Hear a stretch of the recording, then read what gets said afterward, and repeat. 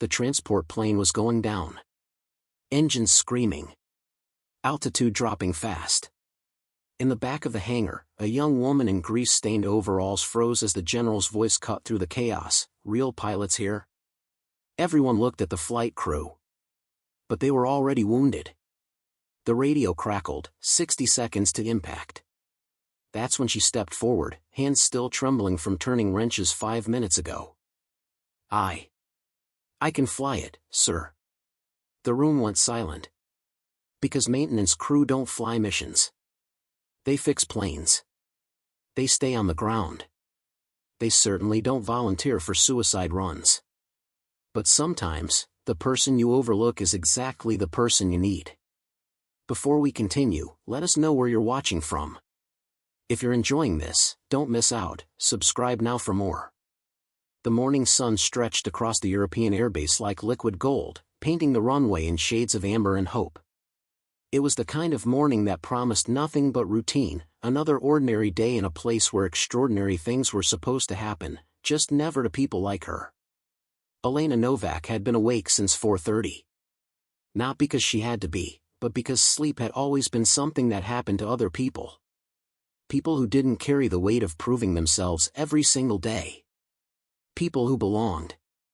She stood in Hangar 7, her small frame dwarfed by the massive C-130 transport plane that loomed above her like a sleeping giant. Her hands, still stained with hydraulic fluid from yesterday's 14-hour shift, moved with practiced precision across the engine panel. Click. Turn. Tighten. Every movement was a prayer. Every adjustment was proof that she deserved to be here. Morning, wrench monkey. She didn't flinch. She'd learned not to.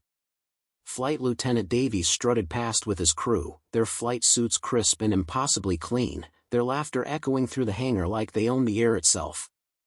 And maybe they did. They were pilots. The heroes. The ones who got to touch the sky while people like Elena kept their feet firmly planted on oil-stained concrete. "You missed a spot," Davies called back, pointing at nothing in particular. His crew laughed. Elena said nothing. She never did. Her supervisor, Chief Engineer Bronsky, appeared beside her like a guardian angel in coveralls. He was 57, built like a bear, and had a heart that could power a small city. "Ignore them," he muttered, handing her a torque wrench. They couldn't tell a fuel pump from a coffee maker. Elena smiled, but it didn't reach her eyes. "It's fine." "It's not fine." Bronsky's voice dropped lower. "You're the best mechanic I've got, kid. You know these birds better than anyone on this base. Better than most pilots. But I'm not a pilot." The words came out sharper than she intended. She'd been on this base for 3 years. 3 years of 12-hour shifts, 3 years of oil under her fingernails, 3 years of watching others take to the sky while she remained earthbound. 3 years of being invisible. What nobody knew, what she'd never told anyone except Bronsky, was that before she'd become a mechanic, she'd been a student pilot. Top of her class at the Civilian Aviation Academy in Prague. She'd accumulated over 200 flight hours, had her commercial license within reach, and had dreamed in altitudes and airspeeds. Then her father got sick. Cancer, fast and merciless. The medical bills piled up like thunderclouds. She dropped out 3 months before graduation, enlisted in the military for the steady paycheck and the healthcare benefits.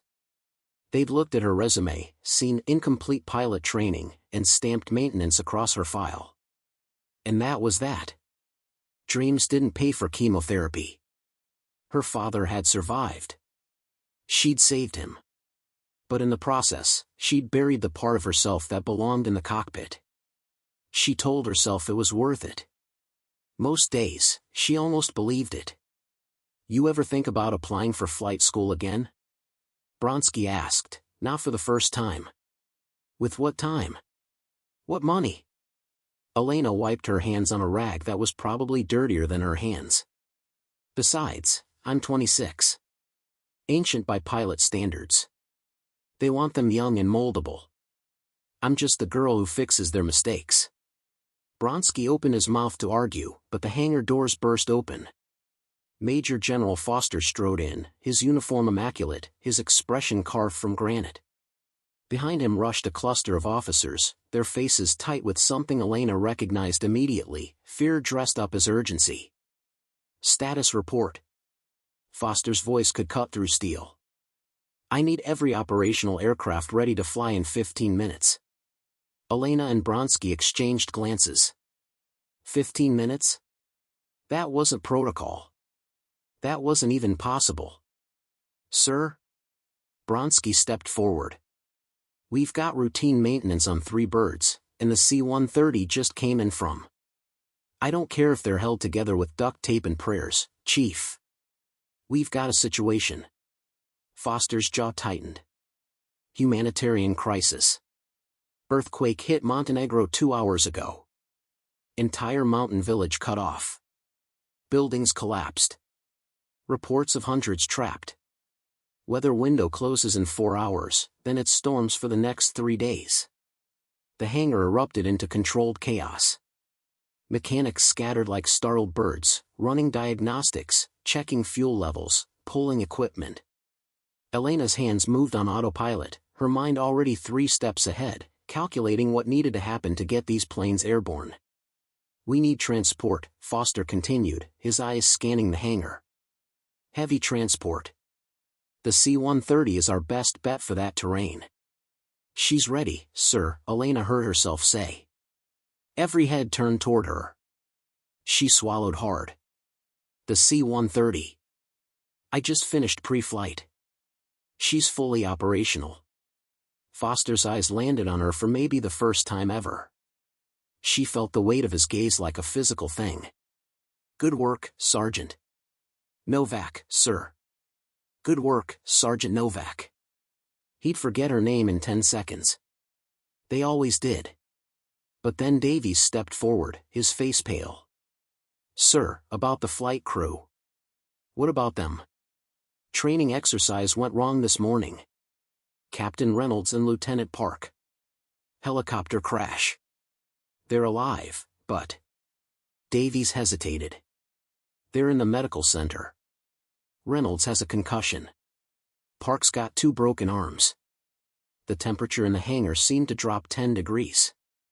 The C-130 needed a crew of 4 minimum. Pilot, co-pilot, navigator, loadmaster.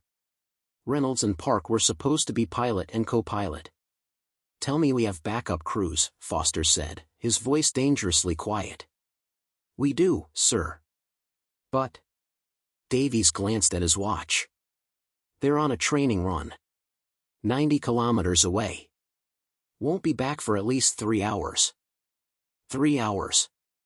The weather window was 4 hours. By the time they got back, prepped, and flew out, it would be too late. Those people in Montenegro, men, women, children trapped under rubble, would die waiting for help that came too late." Foster's hand curled into a fist. For a moment, Elena saw past the general's mask and glimpsed the man underneath. A man who was calculating acceptable losses. A man who was about to make a choice that would haunt him. "Stand down," he said quietly. "We can't. I can fly it." The words hung in the air like a grenade with the pin pulled. Elena's heart hammered against her ribs. Every eye in the hangar fixed on her. She'd spoken. The invisible girl had found her voice at the worst possible time. "What did you say?" Foster turned slowly. Elena's mouth was dry. Her hands were shaking. But somewhere deep inside, beneath 3 years of silence and invisibility, beneath the oil stains and the exhaustion, the pilot she'd been, the pilot she'd always been, stirred to life. "I said I can fly it, sir." Her voice was steadier now. "The C-130. I have 237 flight hours. Commercial license equivalent. I know that plane inside and out. Every system, every quirk, every..." "You're a mechanic." Davies' voice dripped with disbelief. "I'm a pilot who became a mechanic," Elena shot back, surprising herself. "There's a difference." The silence that followed was suffocating. Elena could hear her own heartbeat, could feel the weight of every stare boring into her like spotlights. What had she done? What had she just done? General Foster studied her with the intensity of a man trying to read a book in a foreign language. You're serious? Yes, sir. Elena's voice didn't waver, even though everything inside her was screaming to take it back, to fade into the background where she belonged. But she'd seen the resignation in Foster's eyes. She'd heard the unspoken death sentence for people she'd never meet. And something in her, something stubborn and reckless and possibly insane, couldn't let that stand.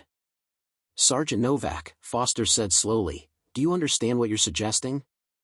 This isn't a training flight. This is a crisis response into unstable terrain with deteriorating weather conditions. The landing zone is a grass strip on a mountainside. One mistake and you're not just killing yourself, you're killing everyone on that plane and dooming everyone waiting for supplies. I understand, sir. Elena's hands had stopped shaking. Isn't that strange? Now that the moment was here, now that she'd jumped off the cliff, she felt calm. Terrifyingly calm. But with respect, sir, those people are already doomed if nobody flies. I'm offering you a chance. Maybe not a good chance, but a chance. Davies stepped forward, his face flushed. This is insane. Sir, with all due respect, we can't trust our equipment to a mechanic who... Who what? Bronsky's voice cut through the protest like a circular saw. He moved to stand beside Elena, his bulk somehow reassuring. Who spends more time with these aircraft than you do? Who knows every rivet and wire? Who's been flying simulators on her off hours for 3 years because she couldn't afford to let her skills die? Elena shot him a look. She hadn't known he knew about the simulators. The late nights in the base's training facility, the hours she'd logged when everyone else was sleeping, keeping her hands sharp, keeping her mind in the cockpit even when her body was grounded. Simulator hours aren't real hours, Davies protested.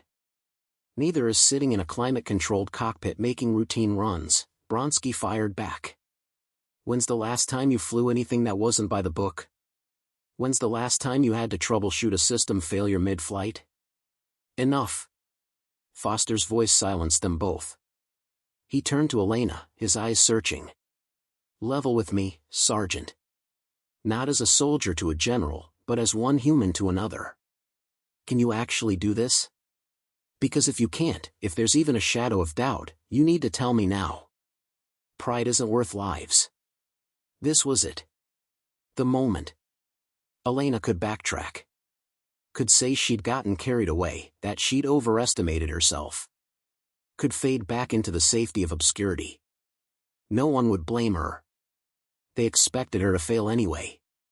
She thought of her father, pale and weak in a hospital bed, telling her through chapped lips, "You gave up the sky for me. Don't let that be for nothing. When your moment comes, you take it." She thought he was delirious from the medication. Maybe he had been. Or maybe he'd known something she hadn't. "I can do this," Elena said. Each word was a stone dropped into still water, creating ripples that couldn't be taken back. "I won't promise it'll be pretty. I won't promise it'll be perfect. But I can get that plane there and back. I know I can." Foster held her gaze for what felt like an eternity. Then he turned to his aide. "Pull Novak's file. I want her flight school records, her simulator logs, everything. You have 5 minutes." The aide sprinted away. The hangar erupted into controlled chaos again, but this time it was different. This time, people were looking at Elena. Really looking at her. Some with skepticism, some with curiosity, a few with something that might have been hope. Davies moved closer, his voice low. "You're going to get people killed. You know that, right? This isn't a game. This isn't." "I know exactly what this is," Elena interrupted, meeting his eyes. "This is me trying to save lives while you're worried about protocol. If that bothers you, stay on the ground." Davies' face went red. "I'm coming with you. Someone needs to make sure this doesn't turn into a disaster." "You're volunteering as co-pilot?" Elena couldn't keep the surprise out of her voice. "I'm volunteering as babysitter." But there was something in his expression that wasn't quite contempt. Grudging respect, maybe. Or morbid curiosity. If you're going down, I want to be there to say I told you so. Touching, Elena deadpanned. The aide returned, slightly out of breath, carrying a tablet. Foster scrolled through it, his expression unreadable. Elena's entire life reduced to data points and performance metrics. Every simulated landing. Every theoretical crisis she'd navigated in a computer program while the real pilots slept. Your flight school instructor, Foster said without looking up. Commander Pavel Dvorak. He wrote in your evaluation, natural instincts, exceptional spatial awareness, uncommonly calm under pressure. If she completes this program, she'll be one of the finest pilots I've ever trained. He looked up. You didn't complete the program. No, sir. Family emergency. Medical bills. I had to. Elena stopped herself. He didn't need her life story. I had to make a choice. And now you're making another one. Foster handed the tablet back to his aide. 237 logged flight hours. 3 years of simulator training. Perfect maintenance record. He paused. Against literally every regulation we have about flight crew qualifications. Elena's heart sank. She'd been stupid to think. But, Foster continued, we're not in a situation where regulations are saving lives. We're in a situation where following regulations gets people killed. He turned to the assembled crew. Here's what's going to happen. Sergeant Novak will pilot the C-130. Lieutenant Davies will serve as co-pilot and will have override authority if, and only if, he determines the flight is unsafe. Chief Bronsky, I want you on board as flight engineer. You know Novak's capabilities better than anyone. Bronsky grinned. Been a while since I've had a decent flight, sir. We'll need a loadmaster and a navigator, Davies added, his tone professional now. The mission had begun. Personal opinions didn't matter anymore. Garcia and Thompson, Foster said, pointing at 2 crew members. You're up. Full gear, 15 minutes. Garcia, a veteran loadmaster with silver in her hair, nodded sharply. Thompson, young and eager, looked like Christmas had come early. Foster turned back to Elena. His expression softened, just for a moment. I'm giving you the shot because we're out of options, Sergeant. But I'm also giving it to you because Bronsky has spent 3 years telling anyone who'll listen that you're the real deal. Don't make him a liar. I won't, sir. Elena's voice was firm. Inside, she was a hurricane of emotions, terror, exhilaration, disbelief. One more thing. Foster stepped closer, his voice dropping so only she could hear. My daughter is 25. She gave up her dream of becoming a doctor to take care of her mother when she got sick. Every day I see her wondering what if. Don't let what if be your legacy. You get one shot at this. Make it count. Before Elena could respond, he stepped back and raised his voice. Crew of Transport 17, you have a wheels-up deadline in 13 minutes. There are approximately 300 people trapped in a collapsed village who are counting on us to do the impossible. Let's not disappoint them. Move! The hangar exploded into motion. Elena ran to the ready room, her mind already shifting into pilot mode. Flight suit. Helmet. Checklist. Breathe. Davies was beside her, pulling on his gear with practiced efficiency. Listen, he said, not looking at her. I was wrong to mock you earlier. That was unprofessional. But if you freeze up there, if you can't handle it, then you take over, Elena finished. I get it. I'm not asking you to trust me. I'm asking you to let me try. Davies met her eyes. Something passed between them. Understanding, maybe. Or just the shared knowledge that they were about to do something incredibly stupid together. Let's go save some people, he said. They ran toward the C-130, its massive propellers already beginning to turn. The sound was deafening, beautiful. Elena had dreamed of this sound for 3 years. Now it was real. Bronsky was already in the cockpit, running pre-flight. Garcia and Thompson were loading medical supplies and rescue equipment. Everything was happening so fast. Too fast. Exactly fast enough. Elena climbed into the pilot's seat. Her hands found the controls like they'd never left. The yoke felt right. Like coming home after a long exile. "Tower, this is Transport 17, she said into the radio, her voice steady. "Requesting clearance for emergency humanitarian flight to Montenegro." Static. Then, Transport 17, you are cleared for immediate departure. "Godspeed." Davies strapped in beside her. "Last chance to back out." Elena's hands moved across the instrument panel, years of mechanical knowledge combining with dormant flight training. Every switch, every gauge, she knew them all. Not a chance. "Then let's see what you've got, wrench monkey." She smiled. It was a real smile this time. "Buckle up, Lieutenant. It's going to be interesting." The C-130 began to roll forward. The invisible girl was about to touch the sky. We've invested considerable effort in bringing you this story. If you find it engaging, please consider subscribing to our channel. Your support is greatly appreciated. Now, let's return to the narrative. The C-130 roared down the runway, 70 tons of metal and hope accelerating toward the impossible. Elena's hands were steady on the yoke, her eyes scanning the instruments with the focused intensity of someone who knew that hesitation meant death. "Airspeed 80 knots, Davies called out, his voice clipped and professional.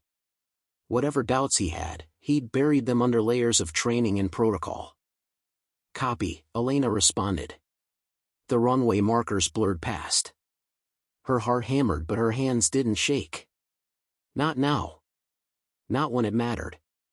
"V1, Davies announced. Decision speed. The point of no return." "Rotate," Elena said, pulling back on the yoke. The nose lifted. The ground fell away. And just like that, after 3 years of exile, she was flying again. The sensation was overwhelming. The subtle vibration through the controls, the way the aircraft responded to her touch, the vast sky opening up before her, it was like breathing after being underwater too long. She'd forgotten how much she'd missed this. How much of herself she'd lost when she'd given it up. "Gear up," she commanded. Davies complied, flipping switches with mechanical precision. "Landing gear retracted," he confirmed. Then, after a pause, "Not bad, Novak. We haven't done anything yet." Elena banked the aircraft eastward, toward the mountains that separated them from Montenegro. The morning sun painted the clouds in shades of gold and crimson. Beautiful. Deadly. The weather report had been clear, they had 4 hours before the storm system moved in. 4 hours to fly there, land on a makeshift strip on a mountainside, load survivors, and get out. In the back, Bronsky moved through the cargo bay, checking systems with the thoroughness of a man who trusted nothing to chance. Garcia and Thompson were securing equipment, their movements efficient despite the aircraft's vibration. Elena leveled off at 10,000 feet. The autopilot on this bird was functional, but she didn't trust it. Not for this. This required human judgment, human instinct. The kind that couldn't be programmed. "Storm front is moving faster than predicted," Thompson called from the navigator station. "We've got 3 hours now, maybe less." 3 hours. Elena did the math in her head. 90 minutes to get there. 30 minutes on the ground, optimistic, but possible. 90 minutes back. That left zero margin for error. Zero room for mistakes. Perfect. "We'll make it work," she said with more confidence than she felt. Davies pulled up the approach charts for the landing zone. "This is insane," he muttered, studying the terrain. The strip is barely 1,500 feet long, uphill slope, surrounded by trees on 3 sides. In good weather this would be challenging for an experienced pilot. "Good thing I'm incredibly talented," Elena deadpanned. Davies actually laughed. "You're either talented or suicidal. We'll find out which." The mountains rose before them like the spine of some ancient dragon. Elena adjusted course, threading between peaks that reached toward them with stone fingers. The air grew rougher. The aircraft bucked and shuddered. She compensated instinctively, making micro-adjustments that kept them stable. In her peripheral vision, she saw Davies watching her. Not with skepticism anymore. With evaluation. Measuring her against some internal standard. "You actually know what you're doing," he said, surprised despite himself. "Told you." Elena's eyes never left the instruments. "Question is, did you believe me or did you just have a death wish?" "Little of both," Davies admitted. "My sister's a mechanic. Spent years watching pilots treat her like she was invisible. When you stepped forward back there." He trailed off. "Figured you deserved a shot." Elena glanced at him. Really looked at him for the first time. Behind the arrogance and the flight suit swagger was someone who understood. Someone who'd seen what she'd lived through. "Thank you," she said simply. "Don't thank me yet. We haven't landed." The radio crackled. "Transport 17, this is command. Be advised, local reports indicate the landing zone may be compromised. Debris on the runway from collapsed structures. Proceed with extreme caution." Davies and Elena exchanged glances. Debris. On an already impossibly short runway. "Acknowledge," Elena responded. "We're committed." "Committed," Davies echoed. "That's one word for it." The mountains grew larger. Somewhere beyond them, people were dying. Waiting. Hoping that someone cared enough to come. Elena pushed the throttle forward. They were coming. The devastation revealed itself gradually, like a wound being unwrapped. One moment they were flying over pristine mountain forests, the next they crossed an invisible line into catastrophe. Where trees had stood, now only splintered stumps remained. Where buildings had been, only rubble and dust. The earthquake had torn through the valley like angry God's fist. "Mother of God," Bronsky breathed from behind them. Even through his years of experience, his voice carried shock. Elena forced herself to focus. Emotion was a luxury they couldn't afford. She descended to 5,000 feet, scanning for the landing strip. The coordinates put it on the eastern ridge, carved into the mountainside by hand over decades. "There," Thompson pointed. 2 o'clock. Elena saw it. Barely. A narrow strip of grass and dirt, running uphill at a frightening angle. And covering half of it, exactly as reported, were chunks of concrete and twisted metal from a collapsed communications tower. "That's not a runway," Davies said flatly. "That's a parking lot with delusions of grandeur." "It's what we've got." Elena circled once, analyzing. The usable section was maybe 900 feet. Maybe. The C-130 needed at least 1,200 for a safe landing. The math didn't work. The physics didn't work. None of this worked. She thought of her father's hospital room. The impossible choice she'd made. The dream she'd killed. Had that been for nothing? Just to end up here, making another impossible choice? "Novak?" Davies' voice cut through her thoughts. "Talk to me. What are you thinking?" What was she thinking? She was thinking that 300 people were counting on someone to be brave enough, stupid enough, skilled enough to try. She was thinking that being invisible for 3 years had been safe but meaningless. She was thinking that maybe, just maybe, this was what all of that had been preparing her for. "I'm thinking we came here to save people," Elena said. "So that's what we're going to do." She keyed the radio. "Ground team, this is Transport 17. We're coming in. Clear the landing zone of personnel. This is going to be close." "Copy, Transport 17. We see you. God bless you." Elena began her approach. She dropped altitude aggressively, using the mountain updrafts to control descent. The aircraft shuddered and complained. The stall warning chirped helpfully, reminding her that she was pushing every limit. "Full flaps," she commanded. Davies complied. Flaps extended. Elena, the approach angle. I know. Too steep. Way too steep. But there was no other way. She had to come in high over the trees, then drop like a stone to hit the usable section of runway. Textbooks said it was impossible. Textbooks were written by people who'd never been desperate enough. 500 feet, Davies called. His hand hovered over the override controls. Ready to take command if she lost it. 400 feet. The ground rushed up to meet them. Elena could see people now, tiny figures scrambling away from the landing zone. Could see the jagged debris that would shred their landing gear if she was off by even a few feet. 300 feet. Elena.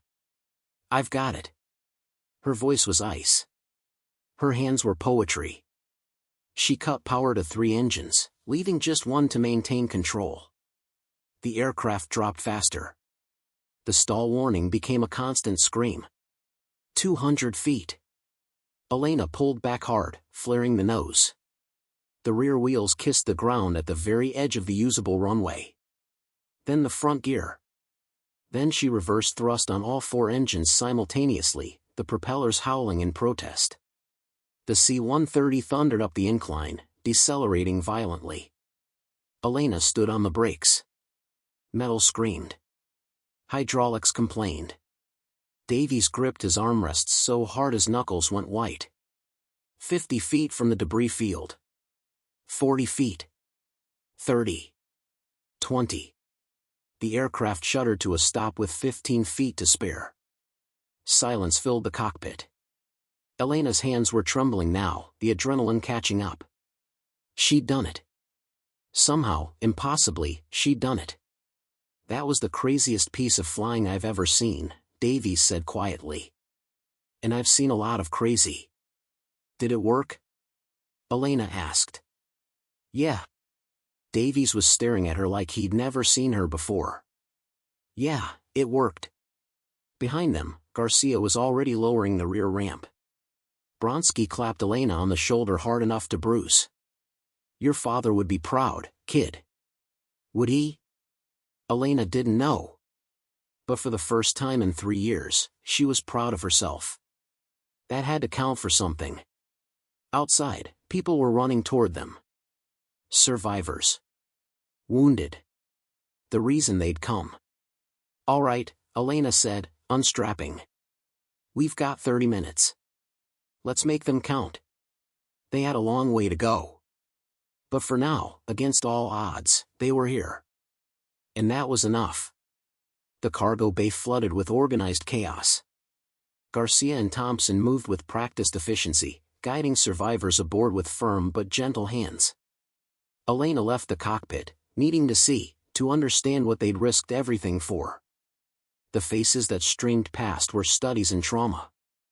A grandmother clutching a child, both covered in dust that turned their dark hair gray.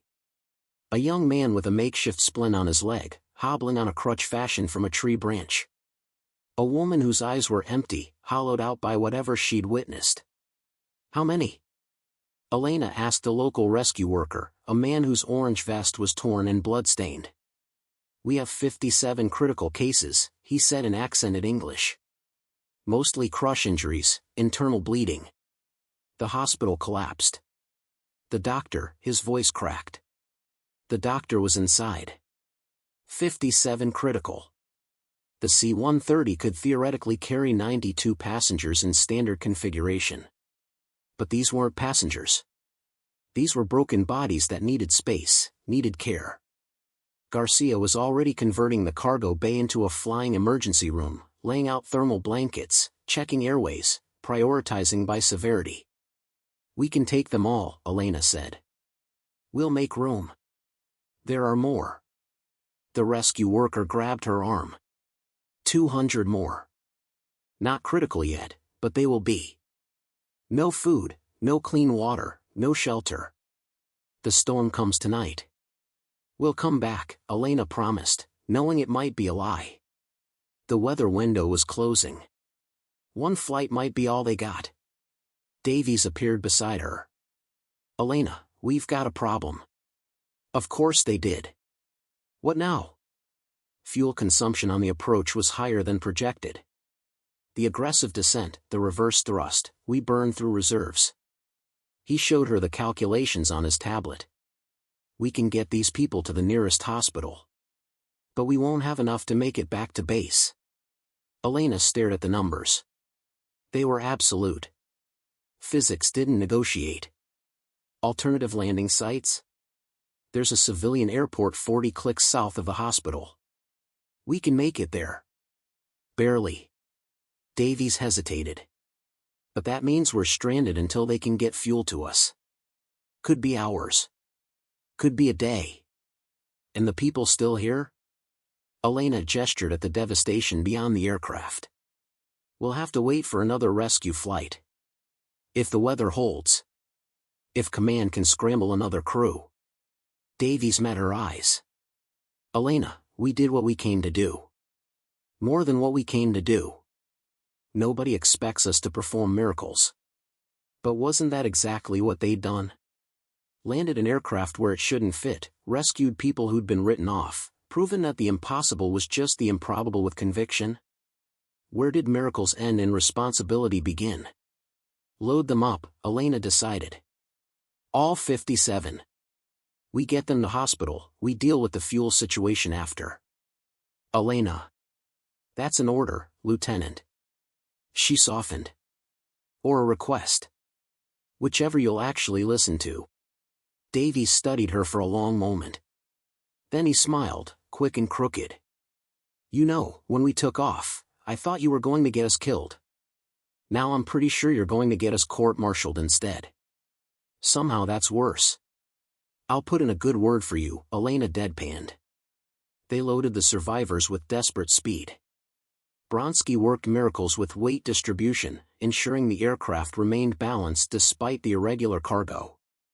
Garcia moved through the bay like a guardian angel, offering water, checking vitals, providing comfort that cost nothing but meant everything. 28 minutes after landing, Elena was back in the pilot's seat. Davies ran through the pre-flight checklist with mechanical precision. Outside, rescue workers cleared the makeshift runway. This is going to be even harder than landing, Davies observed. Uphill takeoff, limited runway, maximum weight. I know. Elena's hands found the controls. Steady now.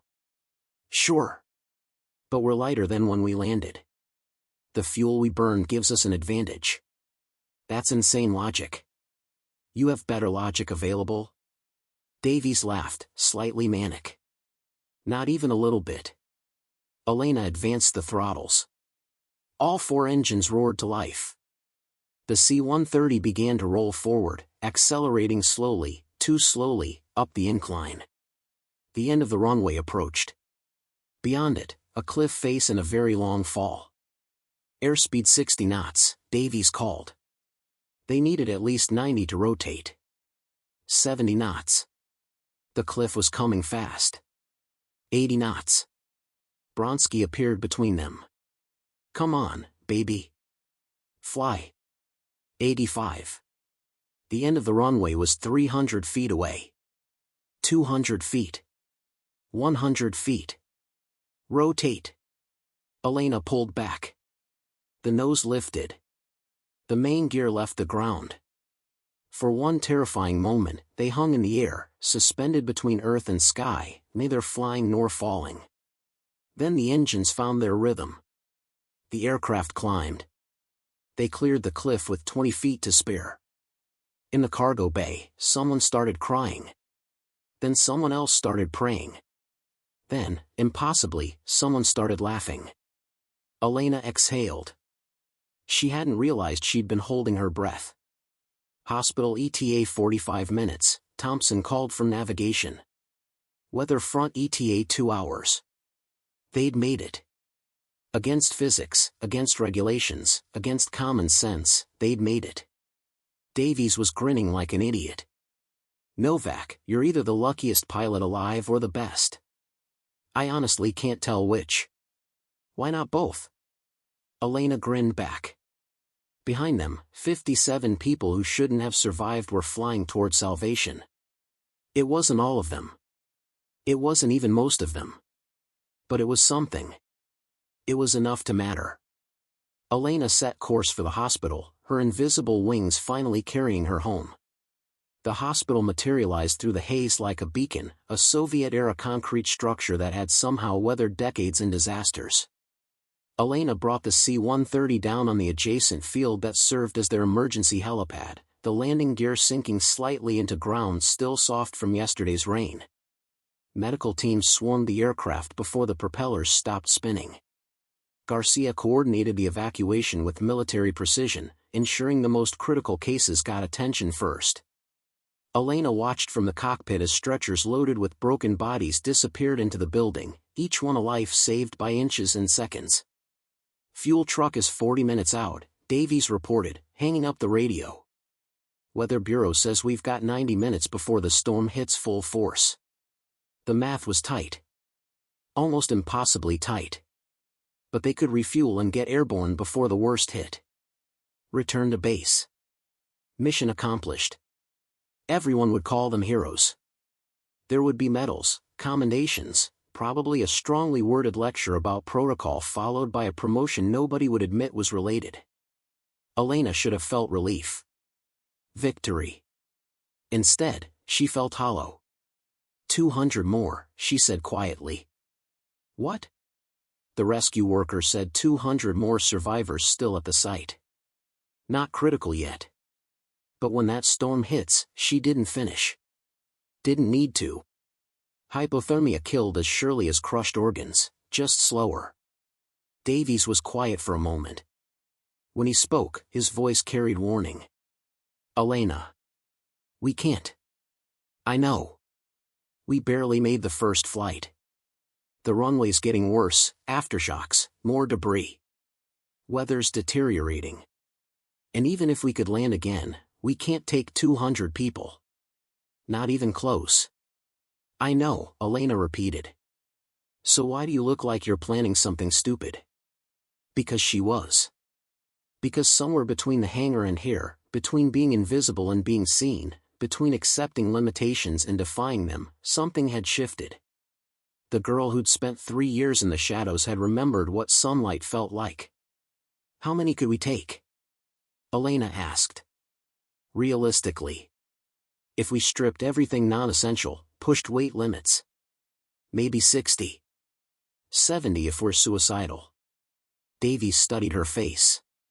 No. Absolutely not. Elena, we've done our part. More than our part. Command would never approve. Command isn't here. Elena's voice was harder now. Certain. We are. And there are 200 people who won't survive the night if someone doesn't try. And if we crash trying to save them? If we kill ourselves and everyone aboard for nothing? Davies grabbed her shoulder, forcing her to look at him. That's not heroism. That's waste. He was right. Completely, logically, rationally right. This was exactly the kind of thinking that killed good people for bad reasons. Emotional reasoning. Savior complex. The inability to accept that you couldn't save everyone. But my father almost died because we couldn't afford treatment, Elena said quietly. I gave up everything to save him. And you know what he told me after, when he got better? He said he wished I hadn't. That watching me sacrifice my dreams hurt worse than the cancer. She met Davies' eyes. He was wrong. He had to be wrong. Because if saving him wasn't worth it, then what was all of this for?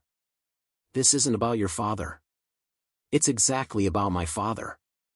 And your sister, and every person who was told they don't matter enough, aren't worth the risk, aren't important enough to break rules for. Elena's voice rose. We have a working aircraft.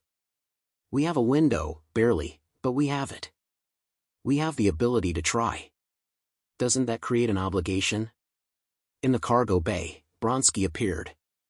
He'd been listening. Of course he'd been listening. Kid's got a point. You too? Davies rounded on him. You're supposed to be the voice of reason here. I'm the voice of experience, Bronsky corrected. And experience tells me that the missions you regret aren't the ones where you tried and failed. They're the ones where you didn't try at all. He looked at Elena with something like pride. Besides, I haven't had this much fun in years. Garcia climbed back aboard, her uniform splattered with blood. We're unloaded. 57 souls delivered. 4 won't make it through the night, but the rest have fighting chances. She looked between the 3 of them, reading the tension. Please tell me we're going back. It's too dangerous, Davies insisted. It's always too dangerous, Garcia shot back. That's never stopped us before. Thompson emerged from the navigator station. We've got 68 minutes before weather no-go. Fuel truck is 32 minutes out. If we're fast, we could make one more run. Everyone looked at Davies. He was the ranking officer. The final call was his. He closed his eyes. Elena watched the war play out across his face, duty versus conscience, protocol versus humanity, the safe choice versus the right one. If we do this, Davies said finally, we follow my call on approach. If I say abort, we abort. No arguments. Agreed? Elena's heart soared. Agreed. And if we survive, I'm recommending you for both a medal and a psych eval. Possibly in that order. But he was smiling. Just a little. The fuel truck arrived 28 minutes later. They achieved the fastest combat refuel any of them had ever seen. 11 minutes after that, they were wheels up, racing against a storm that wanted them dead. Elena pointed the C-130 back toward the mountains. Toward 200 people who didn't know salvation was coming. Toward a runway that shouldn't exist, carrying a crew that shouldn't be here. The first drops of rain hit the windscreen. Here we go, Elena whispered. Into the storm. Into the impossible. Into history. The storm wasn't coming. It was already here. What had been scattered clouds 40 minutes ago had transformed into a wall of gray fury that stretched from earth to heaven. Lightning forked through the mass like veins of fire, and the wind shear warnings on Elena's instruments painted the sky in angry reds. We're flying into that? Thompson's voice cracked slightly from the navigator station. We're flying through it, Elena corrected, adjusting their heading. The mountains loomed ahead, their peaks already consumed by the storm front. Somewhere beyond that maelstrom, 200 people huddled in the ruins, watching the sky darken and hoping someone remembered they existed. The turbulence hit like a physical blow. The C-130 dropped 50 feet in an instant, then shot upward just as fast. Elena fought the controls, muscles straining. This wasn't flying anymore, it was wrestling a beast that wanted them dead. Altitude variance ± 300 feet, Davies reported, his voice tight. Elena, we can't maintain stable flight in this. We need to turn back. Not yet. Her knuckles were white on the yoke. The aircraft bucked and shuddered, metal groaning under forces it wasn't designed to endure. But it was holding. Still holding. A massive updraft seized them, throwing the C-130 upward like a toy. Elena's harness cut into her shoulders. In the cargo bay, something heavy broke loose and crashed against the bulkhead. Bronsky swore creatively in 3 languages. 5 minutes to the landing zone, Thompson called out. If we can call it that in this visibility. Visibility was maybe a quarter mile. The rain hammered against the windscreen so hard the wipers were useless. Elena was flying on instruments alone, trusting machines to tell her which way was up. Every pilot's nightmare scenario. Ground team, this is Transport 17, she radioed. Do you copy? Static. Lightning flash. More static. Ground team, come in. Nothing. The storm was eating their communications. They were alone up here, blind and battered, searching for a postage stamp of dirt on the side of a mountain in conditions that grounded commercial flights worldwide. We're aborting, Davies decided. This is insane even by our new standards. Elena, turn us around. She didn't. Couldn't.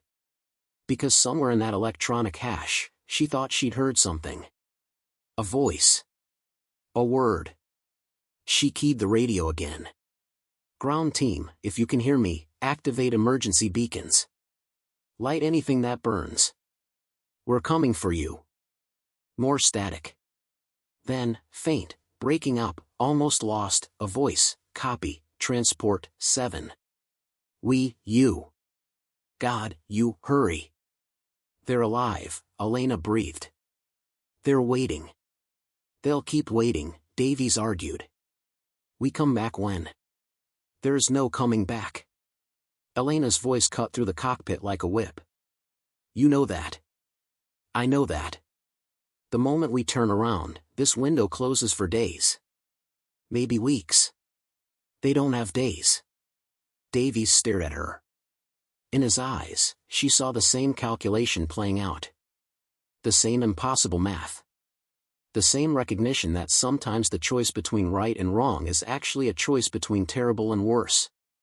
One pass, he said finally. We get one approach. If we can't see the runway, if the conditions are impossible, we pull up. No arguments. I will physically take these controls from you if I have to. Deal. Elena adjusted course, dropping altitude into the teeth of the storm. The clouds swallowed them whole. The world outside became gray chaos. Only the instruments remained, glowing green in the darkness, showing them numbers that probably meant they were still alive. Approaching landing zone coordinates, Thompson announced. Should be visible in 30 seconds. Should be. If the storm lifted. If the smoke cleared. If miracles were real. 20 seconds. Elena descended further. The altimeter unwound alarmingly. Mountains somewhere nearby. Couldn't see them. Had to trust the GPS, the terrain mapping, the technology standing between them and a cliff face at 200 knots. 10 seconds. 5. There. Garcia shouted from behind them. 2 o'clock low. Elena saw it. Fires. Dozens of small fires scattered along the mountainside, marking the runway's edges like candles on a birthday cake. The survivors had heard. Had understood. Had lit their world on fire to bring salvation home. The runway appeared between rain curtains, shorter than before, worse than before, impossible as ever. Debris had shifted. New cracks spider-webbed the surface. The slope seemed steeper, the trees closer, the margin for error non-existent. Elena, Davies warned. I see it. She lined up the approach. Wind shear tossed them sideways. She corrected, overcorrected, corrected again. The stall warning sang its song of concern. The ground rushed up through the rain. This landing would make the first one look easy. Committed, Elena whispered, cutting power. The approach was madness choreographed to precision. Elena fought the wind shear with constant micro-adjustments, her hands moving faster than thought. The C-130 crabbed sideways through the air, nose pointed 15 degrees off their actual direction of travel. Physics and faith in equal measure. Airspeed fluctuating wildly, Davies called. 120 knots. Now 90. Now 140. Elena, we're all over the place. I know. She didn't need the commentary. She could feel every gust, every shift in pressure through the controls. The aircraft was an extension of her body now, and her body was being beaten senseless. Thunder cracked so close the static discharge lit up every instrument. The smell of ozone filled the cockpit. They were flying through an electrical storm in a giant metal tube filled with fuel and hope. The irony wasn't lost on Elena. 300 feet, Davies counted down. Ground speed too high. We're coming in fast. Too fast. But slowing down meant stalling, and stalling meant falling. She had to ride the edge, that narrow band between controlled flight and controlled crash. It was the only way. 200 feet. The fires were clearly visible now, brave points of light in the deluge.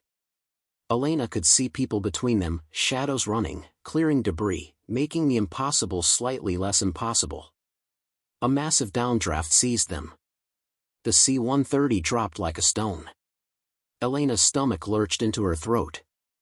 She jammed the throttle forward, engines screaming protest. They arrested the descent 20 feet above the trees. 50 feet. Davy's hand hovered over the override controls.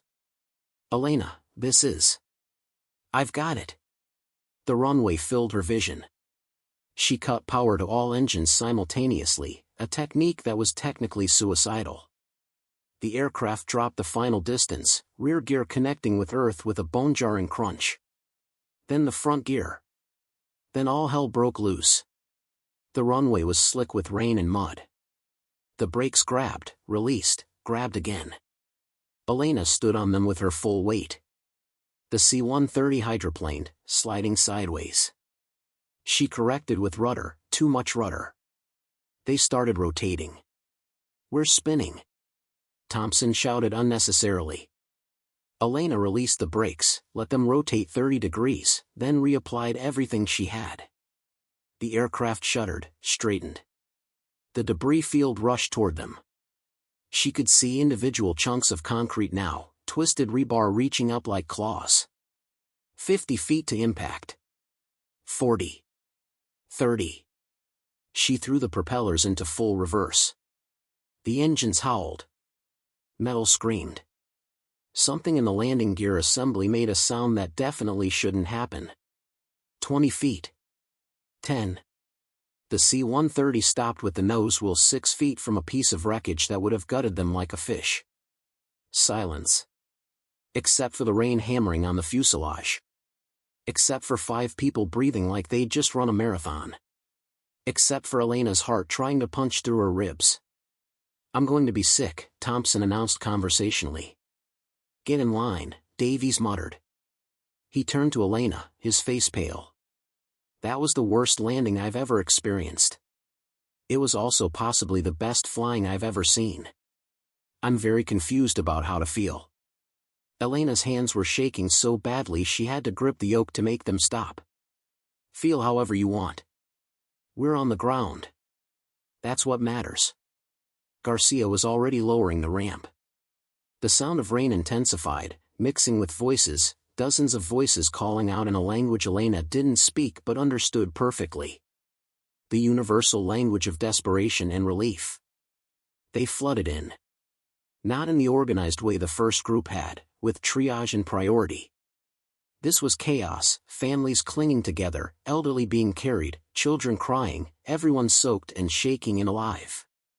So improbably alive. Bronsky moved through them like a shepherd, somehow creating order from pandemonium. He was counting heads, doing the math that mattered. 62 so far.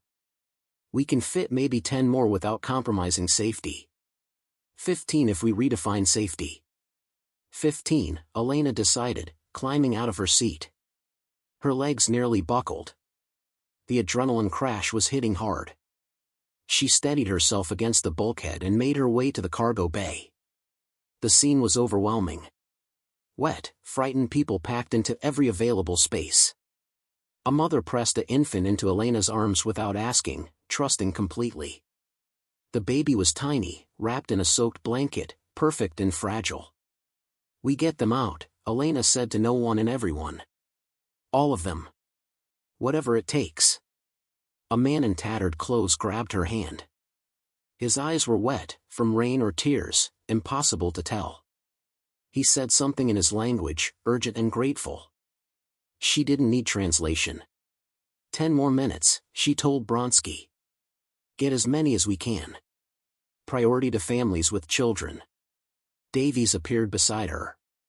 We're already overweight. Dangerously overweight. And we still have to take off in conditions that are getting worse by the second. Then we better be fast. Elena handed him the baby. Make sure she's secure. Davies took the infant with surprising gentleness. You're going to kill us all, Novak. Maybe. Elena moved toward the ramp, helping an elderly woman aboard. But at least we'll die trying. Outside, lightning split the sky. The storm wasn't done with them yet. Not even close. 77. That was the final count. 77 human beings crammed into a cargo bay designed for 60 at absolute maximum. 77 lives depending on physics they were about to violate and luck they'd already exhausted. Elena stared at the weight calculations on Davy's tablet. The numbers were unambiguous. They were 3,000 pounds over maximum takeoff weight. In perfect conditions, that would be risky. In a storm, on a destroyed runway, with an uphill takeoff into headwinds that wanted them dead, it was mathematically suicide. "We have to leave someone behind," Davies said quietly. Not arguing. Just stating facts. 20 people. Maybe 25. It's the only way. Elena looked back at the cargo bay. "How did you choose?" The family huddled in the corner, mother, father, 3 children. The teenage boy with his arm around his grandmother. The pregnant woman whose belly pressed against her soaked dress. Which 25 souls were expendable? "No," Elena said. "Elena." I said no. Her voice was iron. "We came for them. All of them. We don't leave anyone. Then we don't leave the ground." Davies grabbed her arm, forcing her to face him. "Listen to me. I know what you're trying to do. I understand the impulse. But good intentions don't overcome physics. That runway is 1,500 feet of mud and debris on an uphill slope. We need minimum 1,200 feet in perfect conditions. This isn't perfect conditions. This is barely controlled disaster." Bronsky emerged from the cargo bay, his expression grim. "Weight distribution is as good as I can make it. But Davies is right. We're asking this bird to do something she wasn't built for." "Aircraft exceed their ratings all the time," Elena argued. "Safety margins are built in. Conservative estimates." "Safety margins exist for reasons," Davies shot back. "They're the difference between probably fine and definitely dead. We've already burned through every margin we had. There's nothing left." Elena closed her eyes. Saw her father's hospital bed. Saw the choice she'd made, pilot school or parent, dreams or duty. She'd chosen duty and it had cost her everything she'd wanted to be. But it had saved someone she loved. Sometimes the cost was worth it. "What if we stripped weight?" she asked. "Everything non-essential. Equipment, supplies, even fuel." "We need fuel to fly," Thompson pointed out reasonably. "We need enough fuel to reach that civilian airport 40 clicks from here. Not enough for base. Just enough." Elena's mind was racing now, calculating, planning. "Every gallon we dump is weight we don't carry. 7 pounds per gallon. We're carrying 5,000 gallons. If we dump half, that's 17,000 pounds, Bronsky said slowly. Understanding dawning. "That brings us back under maximum weight." "Barely," Davies corrected. "And if we miscalculate the fuel, if we encounter headwinds, if anything goes wrong, we glide," Elena said simply. "The C-130 has a glide ratio of 12-to-1. We can make 40 clicks gliding if we have to." "We can make 40 clicks into terrain," Davies amended. "There are mountains between here and there. Then we thread the mountains." Elena met his eyes. "Davies. Lieutenant. I know what I'm asking. I know the risks. But I also know what happens if we leave 25 people here. They die. Tonight. Alone. Knowing someone came for them and decided they weren't worth the risk." Davies was quiet for a long moment. Rain drummed on the fuselage. In the cargo bay, someone was singing, a soft, haunting melody in a minor key. A lullaby, maybe. Or a prayer. "You're insane," Davies said finally. "Certifiably, dangerously insane." "Probably," Elena agreed. "And if I refuse? If I pull rank, order you to leave people behind? Then you fly this bird." "Because I won't." Elena's voice was soft but absolute. "I've spent 3 years being invisible. 3 years doing what I was told, accepting limitations, staying in my lane. I'm done. You want to make the safe call, the smart call? Make it. But make it from the pilot's seat. Because I'm all in. Davies stared at her. Then, slowly, he smiled. It was a wild smile. Slightly unhinged. Garcia, he called back. Secure the passengers. We're dumping fuel. Copy that. Garcia sounded relieved. Or terrified. Hard to tell. Thompson, calculate minimum fuel for 40 clicks with 10% reserve. Bronsky, prepare to dump everything else. Davies turned back to Elena. You owe me so many drinks when we get home. I owe you my career, Elena said. Drinks seem insufficient. Then we'll start with drinks and work our way up to Monument. They worked with desperate speed. Fuel poured from the dump valves, precious liquid turned to sacrifice. Equipment went out the cargo door, crates, tools, anything not essential. Even the extra survival gear. If they crashed, survival equipment wouldn't matter anyway. 22 minutes after landing, they were ready. Or as ready as they'd ever be. The C-130 sat on the runway, engines running, 77 souls aboard, carrying just enough fuel to maybe make it and not one drop more. Elena's hands found the controls. One more time. One more impossible thing. Tower, she radioed, though there was no tower. Transport 17 requesting clearance for takeoff. Static answered. Just static and rain and the wind that wanted them grounded forever. Clearance granted by sheer audacity, Davies muttered. Let's go save some people. Elena pushed the throttles forward. The engines roared. The C-130 began its roll. Into the storm. Into the impossible. Into whatever came next. The C-130 accelerated with agonizing slowness. Every additional soul in the cargo bay was mass fighting against momentum, weight demanding tribute from physics. The runway, such as it was, blurred past, but not fast enough. Never fast enough. Airspeed 40 knots, Davies called. They needed 90 minimum. The end of the runway was coming fast. 50 knots. Elena had the throttles pressed so far forward her hand ached. The engines were giving everything they had. It wasn't enough. The aircraft hit a patch of deeper mud. The nose dipped. They lost precious speed, dropped to 45 knots. Elena felt her heart clench. This wasn't going to work. The math was wrong. The dream was wrong. They were all going to die on a mountainside in a country whose name half of them couldn't pronounce. Then something shifted. Maybe the ground improved. Maybe the wind changed. Maybe 77 people praying in a dozen languages created something that math couldn't measure. The acceleration resumed. 60 knots. The debris field was 800 feet away. They needed 30 more knots. Needed rotation speed. Needed a miracle. 70 knots. 600 feet. 80. 400 feet. The wind shear hit them like a hammer. A massive downdraft slammed the aircraft earthward. The nosewheel compressed, nearly bottoming out. Elena felt the airframe shudder, protesting forces it was never meant to endure. 85 knots. 300 feet. So close. Not close enough. Elena made a decision that would either save them or kill them. She pulled back on the yoke. You're rotating early. Davies shouted.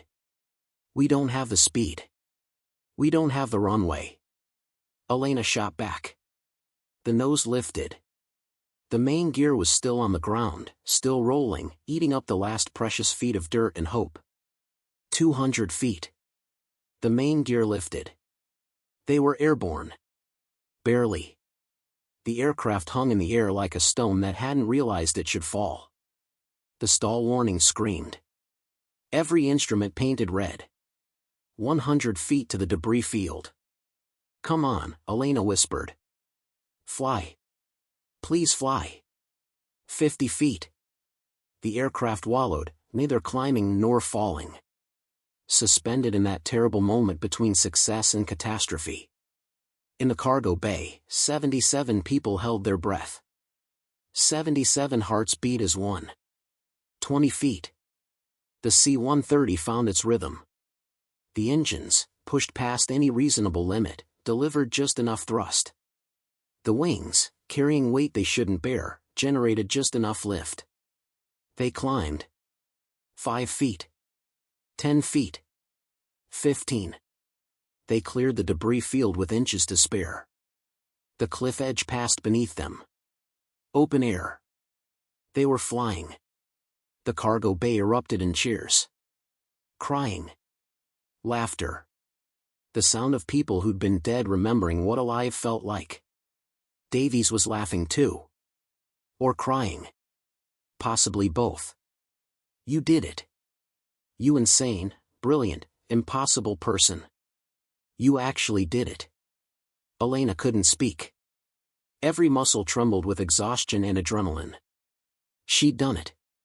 They'd done it. Against physics, against regulations, against every voice that said it couldn't be done, they'd done it. Fuel status, she managed to croak. Thompson checked his instruments.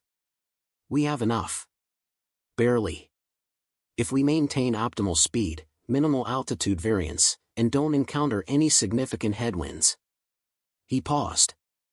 Basically, if everything goes perfectly from here on out. When has anything gone perfectly today? Bronsky asked from behind them. Fair point. Elena leveled off at 5,000 feet, lower than she wanted, but altitude cost fuel. Every decision now was a transaction with survival. She set course for the civilian airport, flying by instruments through clouds that hid mountains and storms and all the ways they could still die. The rain was lessening. The turbulence easing. The storm was releasing them from its grip. Or they were escaping its grasp. Either way, the worst seemed behind them.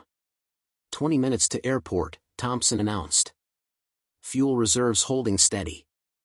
20 minutes. Elena counted them like heartbeats. Each one a victory. Each one carrying them closer to safety, to ground, to the moment when impossible became accomplished. At minute 14, the clouds parted. Below them, lights appeared, the airport, glowing like a constellation. The most beautiful thing Elena had ever seen. Tower, this is Transport 17 requesting emergency landing, Davies radioed. Transport 17, we've been expecting you. You're cleared for immediate approach. Runway 27. Emergency vehicles standing by. A pause. We heard what you did. All of it. Welcome home. Welcome home. Elena felt something crack inside her chest. 3 years of being invisible. 3 years of silence. And now this. Recognition. Belonging. The landing was textbook perfect. After everything they'd been through, the universe gave them this one gift, a smooth, clean touchdown on a proper runway with proper lighting and no debris. The C-130 rolled to a stop, engines winding down, finally at rest. Elena sat motionless in the pilot's seat. It was over. Somehow, impossibly, it was over. Davies unstrapped, moved around the console, and pulled her into a fierce hug. Never, he said into her hair, never do that to me again. No promises, Elena whispered back. Behind them, the cargo bay doors opened. 77 people emerged into the lights, into safety, into lives they'd been certain were over. Elena watched them go, each one a reason. Each one proof that invisible people could move mountains when someone finally gave them the chance. General Foster's voice crackled over the radio. Transport 17, this is command. Report status. Davies handed Elena the radio. She took it, her hand steady now. Command, this is Transport 17. Mission accomplished. All personnel safe. All souls delivered. Outstanding work, Transport 17. Foster's voice carried emotion he probably didn't know how to show in person. Return to base when able. And Sergeant Novak? Yes, sir. We see you now. Welcome back to the sky. Elena closed her eyes. Smiled. After 3 years of shadows, the light was almost too bright to bear. But she'd get used to it. The debriefing room at the airbase was cold and institutional, gray walls, fluorescent lights, and a table that had witnessed 1,000 confessions. Elena sat on one side, still in her flight suit, still smelling of hydraulic fluid and fierce sweat. Across from her, a panel of officers studied her with expressions ranging from admiration to barely concealed fury. General Foster sat in the center, his fingers steepled, his face unreadable. To his left, Colonel Martinez from Flight Operations looked like she'd been chewing glass. To his right, Commander Walsh from Safety Division kept shaking his head in disbelief. "Let me see if I understand correctly," Martinez began, her voice sharp enough to cut steel. "You, a maintenance technician with incomplete flight training, commandeered a military transport aircraft during a humanitarian crisis. You then proceeded to violate approximately 47 regulations, exceed maximum takeoff weight by 3,000 pounds, dump critical fuel reserves, and execute 2 landing approaches that any sane pilot would have aborted." Elena swallowed hard. "That's approximately accurate, ma'am." "Approximately?" Martinez's eyebrow arched. "Is there something inaccurate about my summary?" "It was actually 49 regulations, ma'am. I reviewed the manual last night." Davies, sitting beside Elena, made a sound that might have been a strangled laugh or a prayer for divine intervention. Possibly both. Martinez looked like she wanted to reach across the table and strangle someone. Foster raised a hand, stopping her. "Continue, Colonel. You risked not only your own life, but the lives of your crew and 134 civilians. You made command decisions without authorization. You ignored direct weather advisories. You operated equipment outside your certified qualifications." Martinez leaned forward. "Do you have anything to say for yourself, Sergeant Novak?" Elena met her gaze steadily. "I saved 134 lives, ma'am. I'd do it again." The room went silent. Walsh stopped shaking his head. Martinez's face flushed red. Foster's expression remained neutral, but something flickered in his eyes. "You could have gotten everyone killed," Martinez said, her voice dangerous now. "But I didn't." Elena's voice was calm. 3 years of being invisible had taught her patience. 3 days of being seen had taught her courage. "With respect, ma'am, we can discuss all the regulations I violated. We can calculate the risks I took. Or we can acknowledge that 134 people are alive because someone was willing to try. The ends don't justify the means, Sergeant. Tell that to the families." Elena's voice hardened. "Tell that to the mother whose 3 children are sleeping in warm beds tonight instead of freezing under rubble. Tell that to the grandmother who got to hold her grandson one more time. Tell them that regulations matter more than their lives." "That's not what I'm saying." "Then what are you saying?" Elena stood, protocol forgotten. "Because from where I'm sitting, it sounds like you're angry that I succeeded. That a mechanic proved she could do something you thought was impossible. That someone invisible became impossible to ignore." "Sit down, Sergeant." Foster's voice wasn't loud, but it carried absolute authority. Elena sat. Foster studied her for a long moment. "You're right. You saved lives. You performed flying that seasoned pilots would have deemed impossible. You showed courage, skill, and determination that this military is supposed to embody." Elena felt hope flutter in her chest. "You also," Foster continued, "violated the chain of command, exceeded your authority, and created a precedent that could get people killed. Because the next mechanic who thinks they're secretly a pilot might try what you did and fail catastrophically." The hope died. Elena nodded slowly. "I understand, sir." "I don't think you do." Foster opened a folder in front of him. "Lieutenant Davies, your report states that Sergeant Novak's flying was exceptional under impossible circumstances. Chief Engineer Bronsky called her the best natural pilot I've seen in 30 years. Even Colonel Martinez's safety review concludes that while your decisions were reckless, your execution was flawless. He closed the folder. So here's my problem. I have a sergeant who broke every rule to save lives. Who proved she has skills we desperately need.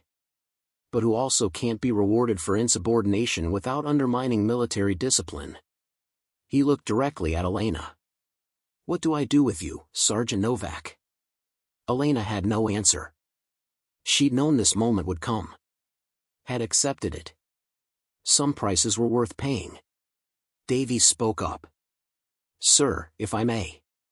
Sergeant Novak acted under my authority. I was ranking officer. The decision to return for additional survivors was mine. She was following orders. That's a lie and we all know it, Foster said mildly. But it's a convenient lie. He looked at Martinez. Your recommendation? Martinez was quiet for a long moment. When she spoke, her voice had lost its edge. My official recommendation is disciplinary action for multiple violations. My unofficial recommendation is that we stop wasting a natural pilot on maintenance work. She looked at Elena. You're frustrating, insubordinate, and reckless. You're also exactly what we need. Elena blinked. Had she heard that correctly? Foster nodded slowly. Flight school. Full program. If you pass, and I mean legitimately pass, no special treatment, you'll be commissioned as a pilot. If you fail, you're back to maintenance with a formal reprimand on your record. He paused. And Sergeant? When you're flying actual missions, you follow orders. We clear? Crystal clear, sir. Elena's voice shook. Flight school. A second chance. The dream she'd buried was breathing again. Dismissed. Foster stood. The panel followed. As Elena moved toward the door, Foster called out. Novak? One more thing. She turned. You did good work out there. Don't let anyone tell you otherwise. Even when I'm officially disciplining you. He almost smiled. Now get out of here before I remember I'm supposed to be angry. Elena saluted, sharply, properly, and walked out into the sunlight. Davies caught up with her outside. Flight school. You actually did it. We did it, Elena corrected. You backed me. That mattered. Yeah well. Davies shrugged, uncomfortable with sentiment. Turned out the wrench monkey could fly. Who knew? Elena laughed. For the first time in 3 years, it felt genuine. Everyone, apparently. Except me. She looked up at the sky. Somewhere up there, clouds moved and winds shifted and physics govern everything. But between the rules, in the margins where math met courage, impossible things happened. She'd been invisible for so long. But invisible didn't mean powerless. Sometimes it just meant waiting for the right moment to be seen. Her moment had come. And she'd seized it with both hands. 6 months later, Elena stood on the tarmac at 0600, watching the sunrise paint the clouds in shades of amber and gold. Her new flight suit was crisp, the lieutenant bars on her shoulders still shiny enough to reflect light. Flight school had been brutal, intentionally so. They'd tested her harder than anyone, questioned every decision, pushed her to prove she wasn't just lucky. She'd graduated top of her class, the C-130 before her was freshly maintained, pre-flight complete, ready for her first official mission as pilot in command. A routine supply run to a forward operating base. Nothing dramatic. Nothing impossible. Just flying. Pure and simple. You ready, Lieutenant? Davies appeared beside her, now officially her co-pilot. He'd requested the assignment. Said someone needed to keep her from doing anything crazy. Been ready for 3 years, Elena said. Just took everyone else a while to notice. Fair point. Davies grinned. For what it's worth, I'm glad they finally did. Bronsky emerged from the hangar, wiping his hands on a rag. Still a mechanic. Still the best one they had. She's in perfect condition, kid. Flew her myself last week. He paused. Well, not flew. Maintained. But you know what I mean. I know exactly what you mean. Elena hugged him, not caring about protocol. Thank you. For seeing me when no one else did. Didn't have to see you, kid. You were always there. Just had to wait for everyone else to open their eyes. He stepped back, suddenly gruff. Now go fly. Stop wasting time with old mechanics. The crew assembled, Thompson on navigation, Garcia managing cargo, a new loadmaster named Chen who looked about 12 years old. Her crew. Her responsibility. Her chance to prove that the impossible was just the beginning. They ran through pre-flight checks with practiced efficiency. Every switch, every gauge, every system green and perfect. Elena's hands moved with confidence born of hard-won experience. She'd earn this seat. Earn these wings. Tower, this is Transport 42 requesting clearance for departure, she said into the radio. Transport 42, you are cleared for takeoff. Runway 27. Fair skies, Lieutenant Novak. Fair skies. After everything, she'd take fair skies. The C-130 rolled forward, engines humming their familiar song. The runway stretched ahead, plenty of room, no debris, no impossible angles. Just a clean takeoff on a clear morning. Simple. Perfect. Ready? Davies asked. Always. Elena advanced the throttles. The aircraft accelerated smoothly, eating up runway with comfortable certainty. No drama. No crisis. Just physics working exactly as it should. They lifted off effortlessly. The ground fell away. The sky opened up before them. Elena banked gently eastward, climbing through scattered clouds into infinite blue. From this height, everything looked different. The airbase below was a collection of toy buildings. The mountains in the distance were humps on the horizon. The world was vast and beautiful and full of possibilities that seemed impossible until someone tried. Navigation locked, course set, Thompson reported. ETA 2 hours 30 minutes. 2 hours of flying. 2 hours of doing what she was meant to do. Elena settled into her seat, feeling the aircraft respond to her slightest touch. This was right. This was home. You know, Davies said conversationally, command is already talking about you. Word is you're being considered for some specialized programs. High-risk operations. The impossible missions. Good, Elena said simply. That's what I'm here for. Because she'd learned something in that storm, on that mountainside, in those moments between catastrophe and miracle. She'd learned that being overlooked wasn't the same as being incapable. That silence wasn't the same as having nothing to say. That the person everyone ignores might be exactly the person everyone needs. She'd been invisible for 3 years. She'd fixed planes and buried dreams and accepted that some people were meant to fly while others were meant to watch. But invisible wasn't powerless. It was just potential waiting for permission. And when the moment came, when someone asked real pilots here, in the middle of a crisis, she'd stepped forward. Not because she was fearless. Because she was brave enough to be afraid and try anyway. Below them, the world continued its turning. People lived and struggled and hoped for rescue that might never come. But today, on this flight, Elena knew something they didn't. Help was always closer than it seemed.